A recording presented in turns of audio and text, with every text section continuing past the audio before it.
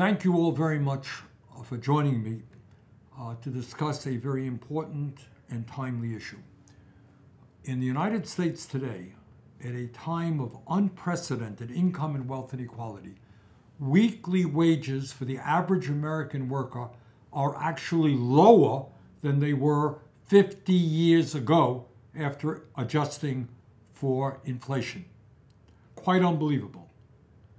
And that means that despite a massive increase in worker productivity, despite CEOs now making nearly 400 times more than what their employees earn, despite record-breaking corporate profits, dividends, and stock buybacks, the average American worker in many respects is worse off economically today than he or she was 50 years ago.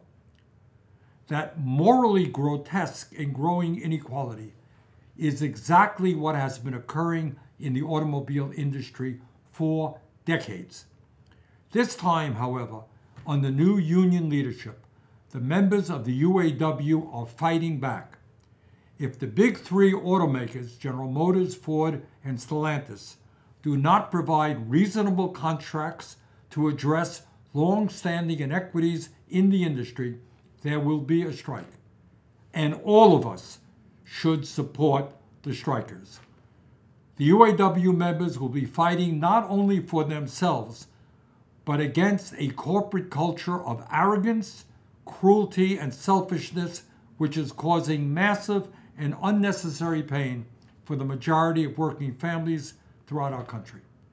Their fight against corporate greed is our fight. Their victory will resonate all across the economy, impact millions of workers from coast to coast, and help create a more just and equitable economy. What are some of the issues that are pushing UAW members to strike?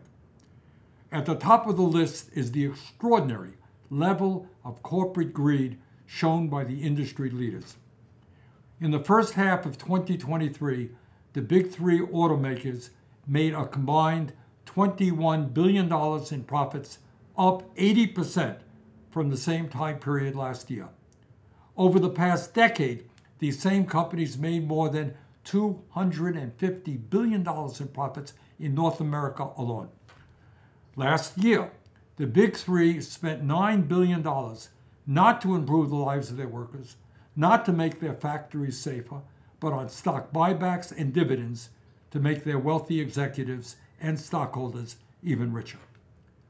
Further, while many of their workers are struggling to survive financially, last year, and it's important that we hear this, last year the CEO of General Motors made $29 million in total compensation. The CEO of Ford raked in nearly $21 million, and the CEO of Stellantis received over $25 million in total compensation. Incredibly, over the last 4 years, CEO pay at the big three auto companies has increased by more than 40%. Meanwhile, while the CEOs and stockholders in the auto industry make out like bandits, doing phenomenally well, the workers who build the vehicles earn totally inadequate wages and over the last several decades have fallen further and further behind. There was once a time when a union job in the automobile industry was the gold standard for the working class of this country. Those days, sadly, are long gone. The average starting wage at the big three today is around $17 an hour, less than a number of non-union auto plants around the country. The top wage is $32 an hour. Unbelievably, over the last 20 years, and maybe this is the most important point, over the last 20 years, the average wage for American auto workers has declined by 30% after adjusting for inflation. The reality is that automakers at the big three are earning less today than they did 15 years ago. What the UAW is fighting for is not radical. It is the totally reasonable demand that auto workers who have made enormous financial sacrifices over the past 40 years finally receive a fair share of the record-breaking profits that their labor has generated. What does that mean? It means that if the big three can afford to give a pay raise of more than 40% to their CEOs, they should be able to provide the same type of pay raise for the auto workers who make their products. And let's be clear, while decent wages are a key demand for the UAW, there are other important contract changes that the union has proposed.